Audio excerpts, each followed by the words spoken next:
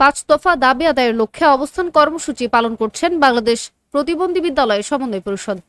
26 October সকাল 10টা থেকে জাতীয় প্রেস ক্লাবের সামনে 23তম এই অবস্থান কর্মসূচির ঘোষণা করেন তারা।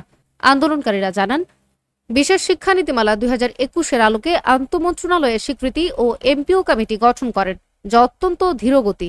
ইতিপূর্বে আন্দোলন করা হলে কর্তৃপক্ষের মৌখিক আশ্বাসে তারা আন্দোলন স্থগিত করেন, কিন্তু আশ্বাসের প্রতিফলন না পাওয়ায় ও সংশ্লিষ্ট মন্ত্রণালয়ে কাজের কোনো অগ্রগতি না হওয়ায় আবারও জাতীয় প্রেস ক্লাবের সামনে বাংলাদেশ প্রতিবন্ধী বিদ্যালয় সমন্বয় পরিষদ অবস্থান কর্মসূচি করেন।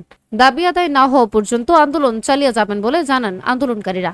বৃহস্পতিবার আমরা আন্দোলন ছাড়ছি না, আমরা আন্দোলন চালিয়ে যাচ্ছি এবং যতদিন পর্যন্ত এই আন্দোলন আমাদের বিদ্যালয়গুলো এমপিও স্বীকৃতি না দিবে আমরা আন্দোলন চালিয়ে যাব।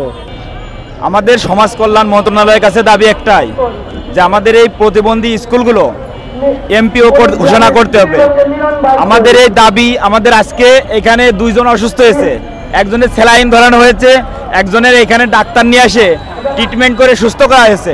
এই যে একজন অসুস্থ হয়েছে আর একজন অসুস্থ ডাক্তার নিয়ে এসে সুস্থ করা হলো, এই 2 জনের চিকিৎসার দায়িত্ব কে নেবে? তারা যদি এইখান থেকে এখানে যে আমরা অবস্থান করব আগামী কয়েকদিন, এই অবস্থান করতে যে যদি কোনো মানুষ অসুস্থ হয়, রাষ্ট্র কি তার দায়িত্ব নিবে? যদি কেউ মারা যায়, একটা শিক্ষক মারা গেলে তার দায়িত্ব রাষ্ট্রকে নিতে হবে। এই রাষ্ট্রকে জবাব দিতেই হবে যদি কোনো শিক্ষক মারা যায়।